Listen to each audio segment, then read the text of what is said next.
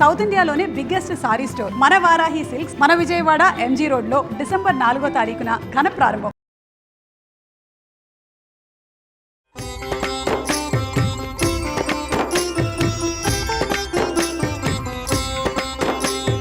నమస్కారం. విష్ణు పురాణం 14వ రోజు పారాయణలోకి వచ్చామండి. సౌభరి కథ విన్నాము. ఇప్పుడు మాంధాత కుమారుడైన అంబరీషుని కొడుకు యవనాశ్వుడి గురించి చెప్పుకుందాం. ఇతని సుతుడు హరిషుడట. వాని సంతతి అంగిరసులు అనేటువంటి గంధర్వులు, 6 కోట్ల మంది గంధర్వులు ఈయన సంతానంగా ఉన్నారట. వీళ్ళు ఏం చేశారు, పాతాళానికి వెళ్ళి అక్కడున్న నాగరాజులను చితకొట్టి వాళ్ళ ఆధీనంలో ఉన్న రత్నాలను, కామినీ రత్నాలను కూడా, స్త్రీలను కూడా అనమాట బలాత్కరించి గ్రహించగా నాగరాజులు బయలువెడలి పాలకడలిని చేరి కాలాత్ముడు, లోకారాధ్యుడు, సర్వమంగళమూర్తి, లోకాభిరాముడు, కరుణాసాగరుడు, పన్నగసేనుడు, శంఖచక్రధరుడు, కోటి సూర్య ప్రభాభాసమానుడు, సౌభాగ్యలక్ష్మి సమేతుడు అయినటువంటి లక్ష్మీకాంతుణ్ణి ప్రార్థించగా యోగ నిద్రలో ఉన్న శ్రీపతి మేల్కొన్నాడు. పన్నగపతులు స్వామికి దండ ప్రణామం చేసి తమ ఇక్కట్లను గంధర్వుల చేత చెప్పించారు. అక్కడ ఉన్న వాళ్ళతో చెప్పించారు. ఆయన ఏమన్నాడు అదంతా విని ఈ పన్నగ సర్పాలని ఆదరంగా చూసన్నాడు. పురుకుచ్చుడనేవాడు భూపరిపాలకుడుగా భూమిలో ఉన్నాడు. నా ప్రభావం ఆ పరిపాలకుడికి అంగరక్షగా ఉంది. మీరు వెళ్ళి ఆ రాజును కోరండి. అతను గంధర్వులని అవలీలగా సంహరించి మీకే మేలు కలిగిస్తాడు. పురుకుచ్చుడి దగ్గరికి వెళ్ళమన్నాడు. నాగపతులు వెనక్కి తిరిగి ఏం చేశారు, తమ లోకానికి వచ్చి అంతా ఓ చోట కూర్చుని ఆలోచించారు. ఈ రాజుగారి దగ్గరికి ఎవరిని పంపించాలి అంటే ఇంతలో ఏమైంది, ఒక ముని వచ్చాడు. ఆ ముని వచ్చి ఏం చెప్పాడంటే దీనికి ఎవరిని పంపించాలో ఆయన ఐడియా ఇస్తున్నాడు. పురుకుచ్చుడు నర్మదా నది యందు అత్యధిక ప్రేమతోటి ఉన్నాడు. నర్మద కూడా ఆయన పట్ల అనురాగంతో ఉంది. నర్మదా యొక్క నది స్త్రీ రూపం అన్నమాట. మీరు వెళ్ళి నర్మదకి మీ బాధ చెప్పి ప్రార్థించండి. ఆమె కనికరించి పురుకుచ్చుడిని ప్రేరేపిస్తుంది. అప్పుడు ఆ రాజుగారి తరలొచ్చి మీ పక్షాన్ని నిలబడి మీ శత్రువుల్ని హతమారుస్తాడని చెప్పాడు. ఇంతలో అనుకోకుండా వీళ్ళందరూ ఇలా సమావేశంగా ఉన్నప్పుడు నర్మద ఒక దివ్యకాంతగా మారి అక్కడికి వచ్చిందట. ఈ పాములు సర్పాలందరూ ఆమెను బతిలాడుకున్నారమ్మా, ఇది మా పరిస్థితి అంటే, సరే ఈవిడేమంది, ఉండండి నేను పురుకుచ్చుడిని తీసుకొస్తానని పురుకుచ్చుడి దగ్గరికి వెళ్ళి పాతాళానికి తీసుకొచ్చేసారు కల్లా. అప్పుడు వీళ్ళు ఆయన్ని సముచిత రీతిని సత్కరించి, నాయన మహారాజా, విష్ణువు మాకు చెప్పాడు మమ్మల్ని మాకు మేలుగా కలగజేస్తావని, కాబట్టి ఆ మాట సఫలం చేయి. నీ పేరు మేము మహావిష్ణువు దగ్గరే విన్నాము, మాకు సహాయం చేయమని అడిగారు. అయితే ఈ పురుకుచ్చుడు ఏం చేశాడు, ఈ నాగులకి శత్రువులుగా ఉన్న గంధర్వులను ఎదిరించి సహజము విష్ణు ప్రభావ భరితము అయినటువంటి భుజబలంతో ఈ 6 కోట్ల మంది గంధర్వుల్ని సంహరించేశాడట. నాగులకి నిర్భరమైన ఆనందాన్ని కలిగించాడు. వాళ్ళకి ఎలాంటి కష్టం లేకుండా చేసి వాళ్ళ వల్ల స్వకులాభివృద్ధి, నువ్వు వంశాభివృద్ధిని వరంగా పొంది ఇంటికి వచ్చేసి సంతోషంగా ఉన్నాడు. ఇలాంటి ఉపకారాన్ని తమకు చేసినటువంటి ఈ నర్మదకి ఏమైనా వరం ఇవ్వాలని ఈ పన్నగ వటువులు ఆమెను పూజించి ఏమన్నారు, అమ్మా నీ పేరు చతుర్థి విభక్త్యంతంగా చేసి చివర నమః చేర్చి ఉభయ సంధ్యలందును భక్తితో స్మరించే వాళ్ళకి సర్పవిషం సోకదు. నీ దివ్యనామం ఉచ్చరిస్తూ భుజించే వారికి ఆ సమయంలో విషం ఇచ్చినా కూడా అది అమృతమవుతుందని వరం ఇవ్వగా నర్మద సంతోషించి అంగీకరించి పురుకుచ్చుని వద్దకు వెళ్ళి అనురాగంతో అతన్ని వరించింది. ఏమిటో విశేషంగా చతుర్థి విభక్త్యంతంగా చెప్పేవంటే ఏం లేదండి, చాలా నర్మదాయై నమః, మనం రమాయై నమః చెప్పుకుంటాం, లక్ష్మి అయి నమః అని చెప్తాం, పార్వతి అయి నమః, గౌరీ అయి నమః, ఇవన్నీ చతుర్థి విభక్త్యంతాలు. ఇక్కడ కూడా అంతే, నర్మదాయై నమః అనుకోవాలి. అంటే గనక ఎవరైతే ఉభయ సంధ్యల్లో స్మరిస్తారో సర్ప విషం సోకదట. నర్మదాదేవి పాములకి ఇలాంటి ఉపకారం చేసింది కాబట్టి ఆమె ఏం చేసింది, పురుకుచ్చుడి దగ్గరికి వెళ్ళి ఆయన్ని వరించిందట. ఈ దంపతులకి త్రసదస్యుడు అనేవాడు జన్మించాడు. అతని సుతుడు అనరణ్యుడు. ఈ అనరణ్యుడు ఒకసారి ఏం చేశాడట, యజ్ఞం చేస్తుంటే రావణుడు వచ్చి ఈ అనరణ్యుడిని చంపేశాడు. యజ్ఞాన్ని పాడు చేసి వెళ్ళిపోయాడట. అనరణ్యుని కుమారుడు హర్యాక్షుడు, ఇతని కొడుకు వసుమణుడు, వాడి కొడుకు ప్రియారణుడు, అతని సుతుడు సత్యవ్రతుడు వశిష్ఠుని శాపం చేత త్రిశంకునామంతో చెండాలుడై ఉన్నాడు. ఆ కాలంలో 12 సంవత్సరాలు వాన లేక పాడి పంటలు కరువైపోయాయట. ఆనాటి దుర్దశలో త్రిశంకుడు అడవిలో మృగాల్ని చంపి వాటి మాంసాన్ని విశ్వామిత్ర పుత్ర కళత్రాదులకి ఇస్తూ గంగ ఒడ్డున ఒక మర్రి చెట్టు కింద వాళ్ళకి నివాసం ఏర్పరిచి ఈ చెండాలుణ్ణి అనుగ్రహించండి అని ప్రార్థించేవాడట. అలా కొన్నాళ్లు కాగా విశ్వామిత్రుడు అతని వృత్తాంతం తెలుసుకుని కనికరించి పరమ పావనుని చేసి సశరీర స్వర్గాన్ని కలిగించాడు. త్రిశంకు స్వర్గం కదా, మళ్ళీ ఇంకొకసారి వివరంగా చెప్పుకుందామండి. విశ్వామిత్రుడి వల్ల ఈ త్రిశంకుకి స్వర్గప్రాప్తి కలిగింది. స్వర్గంలో వాళ్ళు కిందకి తోసేస్తే విశ్వామిత్రుడు ఇంకొక స్వర్గాన్ని సృష్టించాడు అతని కోసం. భూమి ఆకాశాల మధ్యలో త్రిశంకు స్వర్గం అంటారు, మధ్యలో ఉందట. ఆ త్రిశంకుని కుమారుడే హరిశ్చంద్రుడు. ఈ హరిశ్చంద్రుడు సకల సంపదలు విశ్వామిత్రునికి సమర్పించి సత్యవ్రతాన్ని పరిపాలించి సత్యహరిశ్చంద్రుడని సార్థక నామధేయుడయ్యాడు. భుజబలంతో సప్తద్వీపాలు తనవిగా తన ఆజ్ఞ చెల్లేటట్టుగా రాజ్యం చేశాడు. సాక్షాత్తు శ్రీహరిలాగా చిరకాలము సర్వసమృద్ధిగా భూమిని పరిపాలించాడు. రాజసూయ అశ్వమేధ యజ్ఞాలు నిర్విఘ్నంగా ఎన్నో చేశాడట. అంతమందు దేవలోకంలో ఇంద్రుని సింహాసనానికి పక్కనే దివ్య సింహాసనాసీనుడయ్యాడు. ధర్మానికి హరిశ్చంద్రుడు పురుష రూపంగా ఉన్నాడు. మనం ఎందరో రాజుల కథలు చెప్పుకున్నాం. హరిశ్చంద్ర ప్రఖ్యాతమైన గాథ అందులో. ఈ హరిశ్చంద్రుని కుమారుడు లోహితాశ్వుడు, అతని కొడుకు హరిషుడు, హరిషుని కొడుకు చంచుడు, వాని కొడుకులు విజయుడు వసుదేవుడు అని ఇద్దరు. విజయుని కొడుకు రురుడు, అతని కొడుకు వృకుడు, వాని తనయువు బాహుడు. బాహుడు రాజ్యపాలన చేస్తుండగా హైహైలు ఆకస్మికంగా వచ్చి రాజ్యం ఆక్రమించుకోగా బాహుడు చేసేదేం లేక భార్యా సమేతుడై ఔర్వ మహాముని ఆశ్రమానికి వెళ్ళిపోయాడు. అయితే అతని భార్య నిండు గర్భిణిగా ఉందట. ఒకనాడు ఆ ఇల్లాలకి ఏంటంటే కష్టం వచ్చింది. ఒక భార్య తాలూకు సవిత అంటే రెండో భార్య. ఆవిడకి ఏమనిపించేది, తనకి సంతతి లేదనే విచారము, సవతికి సంతతి కలుగుతుందనే కోపము ఏకం కాగా ఈ విషం పెట్టిందట. సవితికి విషం పెట్టేసరికల్లా ఆ గర్భం స్తంభించిపోయి ఉండిపోయిందట. అలా 7 సంవత్సరాలు అయింది. 7 సంవత్సరాలు అయిన తర్వాత ఈ బాహుడు పరలోక గతుడయ్యాడు. గర్భం అట్లాగే ఉండిపోయిందట. అంతట గర్భవతి అయిన పట్టమహిషి భర్తతో సహగమనం చేయటానికి సన్నద్ధురాలై చితి దగ్గరికి చేరేసరికి ఆవిడ కూడా సహగమనం చేద్దామనుకుంది. 3 కాలాలు తెలిసిన మహాముని అయినటువంటి ఔర్వుడు ఆశ్రమంలో నుంచి బయటకు వచ్చి ఏం చెప్పాడట, పట్టమహిషిని భారించాడట. అమ్మా, నువ్వు చితిలో ప్రవేశించకు. నీ కడుపులో ఉన్న బిడ్డ అసమాన బలపరాక్రమాలు కల వీరుడై విరోధి యముడై భాస్కర సమతేజుడై రాణిస్తూ ఏకఛత్రాధిపత్యంగా భూమిని పరిపాలిస్తాడు. ఎన్నో యజ్ఞాలు దేవతలకు నరులకు సంతుష్టిగా చేస్తాడమ్మా. చక్రవర్తి అవుతాడు. బలిష్ఠులైన కొడుకులు మిక్కిలిగా కలవాడవుతాడు. ఈ సాహసాన్ని విడిచి ధైర్యంగా ఉండు అని చెప్పాడు. చెప్పేసరికల్లా ఈవిడేం చేసింది, ధైర్యంగా ఉండి భర్తకి పరలోక క్రియలు చేయవలసినవన్నీ చేసేసి ముని ఆశ్రమంలోనే ఉన్నది. అయితే కొన్ని దినాలకి గరముతో కొడుకుని కన్నది. ఆ విషంతో అలా బిగుసుకుపోయి ఉన్న పిండం మెల్లిగా శిశువుగా మారింది.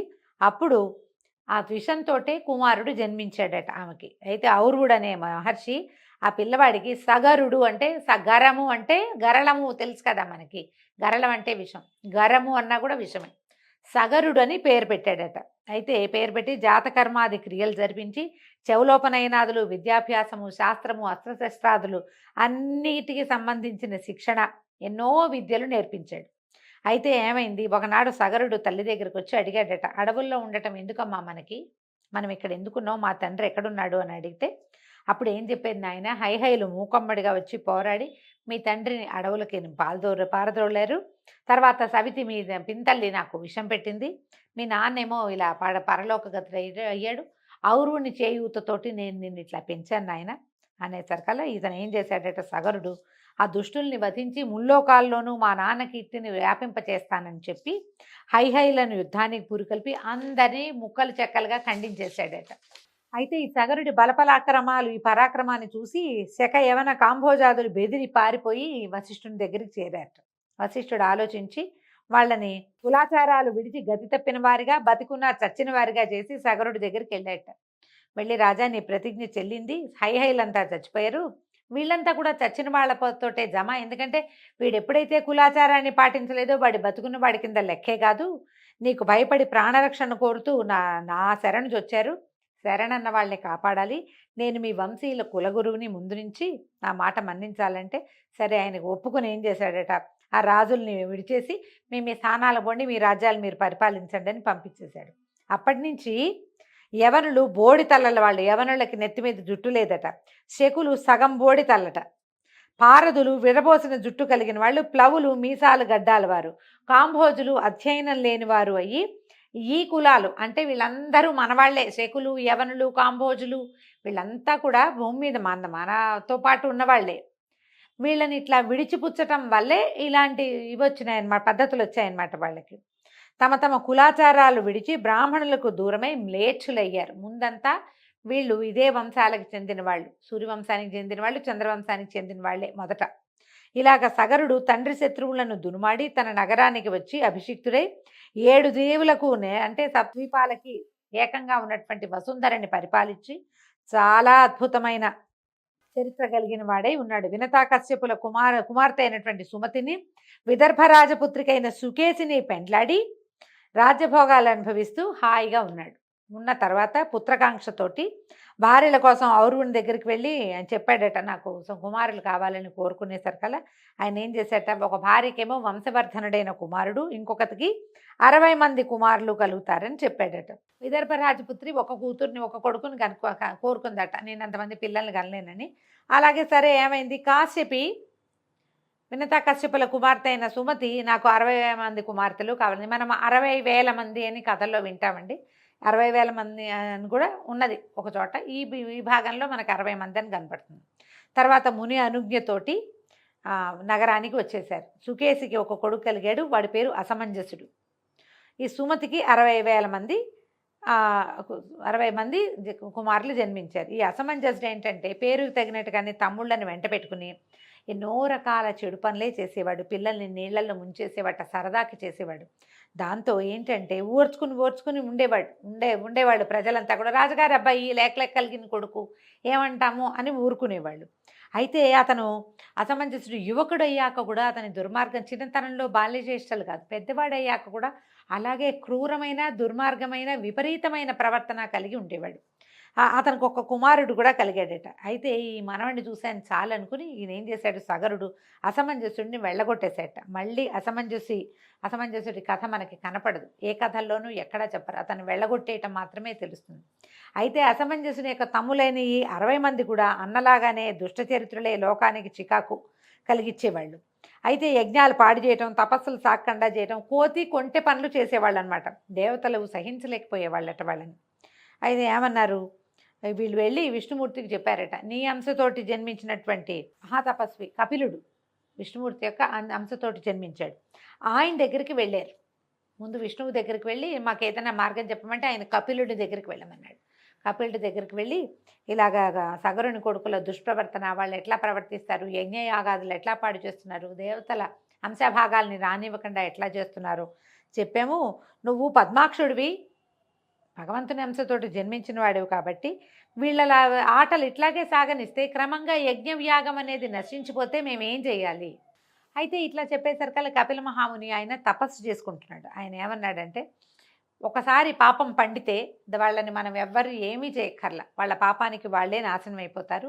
వాళ్ళు చేసినటువంటి పాపపుణ్య కర్మల ఫలితం వాళ్ళు అనుభవిస్తారు. కాబట్టి అచిరకాలంలో పాపకర్మలైన సగరనందనులు రూపుమాసిపోతారు, మీరు బాధపడకుండా వెళ్ళండి, వాళ్ళ కాలం సమీపిస్తుందని చెప్పి పంపించేశాడు. ఇంతలో ఏమైందట, సగరుడు ఇలా పిల్లలు విపరీత ప్రవర్తన కలిగి ఉన్నారు, వీళ్ళకి ఏదైనా సరైన పని పెట్టాలని అశ్వమేధ యాగం చేయడానికి దీక్ష పూని అశ్వ రక్షణ కోసం తన కుమారులను నియోగించారట. ఈ 60 మంది లేదా 60,000 మంది గుర్రం వెనకాల ప్రయాణం చేశారు. కొంత దూరం వెళ్ళిన తర్వాత ఏమైంది, దేవదూత ఒకడు వీళ్ళని మోసం చేసి యజ్ఞాశ్వాన్ని భూమి యొక్క వివరంలోంచి ఒక బిలంలోంచి లోపలికి మళ్లించి నాగలోకంలో తపస్సు చేస్తున్న కపిల మహాముని ఆశ్రమంలో ఆయనకు ఎదురుగుండా ఉన్న ఒక చోట కట్టేసి వెళ్ళిపోయాడు. ఇంతలో సగరనందనులు తేరుకున్నారు. యజ్ఞాశ్వం మాయమైపోయిందని వెతికి గుర్రం కనపడకపోవడంతో భూమి మీద 4 చెరగులా వెతికి చివరికి భూమిని తవ్వి లోపలికి ప్రవేశించి పాతాళంలోకి వెళ్ళిపోయి కపిల మహాముని ఉన్న చోట అక్కడ యాగాశ్వాన్ని చూశారు. అసాధారణ దీక్షతో కళ్ళు మూసుకుని తపస్సు చేసిన మహామునిని చూశారు. ఆయన కొంత దూరంలో చెట్టు కింద ఉన్న యాగాశ్వాన్ని చూసేసరికల్లా ఈ ఆయుధాలని జల్పిస్తూ మా తండ్రి చేస్తున్నటువంటి యజ్ఞాన్ని పాడు చేయడానికి వీడెవడో వడంబడ్డాడు, వీడే తీసుకొచ్చి ఉంటాడని భావించి ఇతట్లా సన్యాసిలాగా నటిస్తున్నాడు, చితకొడదామని చెప్పేసి అందరూ మీదకెళ్ళారట. ఎప్పుడైతే తనని సమీపిస్తున్నారో ఈ 60,000 మంది, ఆయన కళ్ళు తెరిచి చూశాడట. కళ్ళు తెరిచిన మరుక్షణం ఏమైంది, కళ్ళలోంచి నిప్పురవ్వలు వచ్చేసి మొత్తం ఈ 60,000 మంది బూడిదైపోయారు. ఎప్పటికీ యాగాశ్వం వెనకాల వెళ్ళిన కుమారులు రాకపోయేసరికల్లా సగరుడు విచారించి గుర్రాన్ని తోలుకురమ్మని తన మనవడు అసమంజసుడి కుమారుడైనటువంటి అంశుమంతుడిని పంపించాడు. అతను ఈ 4 చెరుగులా వెతుక్కుని తన బాబాయిలు వెళ్ళినటువంటి ఆ భూ వివరంలో ఇంచే నాగలోకాన్ని చేరి ఈ కపిల మహాముని దర్శించి నమస్కారం చేసి ప్రార్థించాడు. ఎందుకంటే సగరుని కుమారులు ధూర్తులు, యుక్తాయుక్త విచక్షణ జ్ఞానం లేనివాళ్ళు. కానీ అంశుమంతుడు అలాంటి వాడు కాదు, చాలా వివరం కలిగిన వాడు, ప్రత్యేకమైన ఆలోచన విధానం ఉన్నవాడు. ఈయన ఎప్పుడైతే కపిలుని ప్రార్థించాడో ఆయన నుతికి ప్రసన్నుడై వత్స గుర్రాన్ని తీసుకుపోయి మీ తాత యజ్ఞం పూర్తి చేయించు అనేసరికల్లా ఇతను అడిగాడు, మా తండ్రులు ఇలా బూడిద కుప్పలైపోయారు, వీళ్ళకి స్వర్గలోక నివాసం అనుగ్రహించంటే ఇప్పుడు కుదరదు అని చెప్పాడు. నువ్వు చెయ్యలేవని నీ పౌత్రుడైన భగీరథుడు అతి తపోనిష్టతో శివుని కృపబడిసి సురగంగని భూమికి రప్పిస్తాడు. ఆ గంగాజల కణాలతో ధరణి పరమపావనం అవుతుంది, గంగా ప్రవాహం ఇక్కడికే వస్తుంది. దాని తుంపర్ల చేత నీ తాతలు నీ తండ్రులు పవిత్రులై స్వర్గలోక వాసన అవుతారు. ఈ విష్ణుపాదం నుంచి పుట్టిన ఆ మహానది గాలి సోకినంతనే ఎలాంటి పాపాలైనా ఆ ఏటిలో కలిసిపోతాయి. ఆ పుణ్యనది జలాలలో స్నానం సకల పాపహారం. గంగాజలం ఒక్క కణమైనా సరే శరీరంలో ఏ ఒక భాగంలో పడినా కూడా మనిషి పాప విముక్తుడవుతాడు. నువ్వు గుర్రాన్ని తీసుకుపోనాయనా అని చెప్పేసరికి అంశమంతుడు గుర్రాన్ని తీసుకొచ్చేశాడు. తర్వాత యథావిధిగా అశ్వమేధం పూర్తి చేశారు. సగరతనయుల చేత రూపొందిన సముద్రునికి సాగరుడని పేరు వచ్చింది. ఈ భూవివరాన్ని ఎప్పుడైతే వీళ్ళు తవ్వేసరికల్లా అప్పుడు చిన్న జలపాయగా ఉండేటువంటి సముద్రము చాలా పెద్దదైందని చెప్తారండి. ఈ సగర వృత్తాంతంతో ఈరోజు భాగం పారాయణ పూర్తయిందండి. రేపు ఉదయం మళ్ళీ తర్వాతి భాగంలో కలుసుకుందాము. నమస్కారం.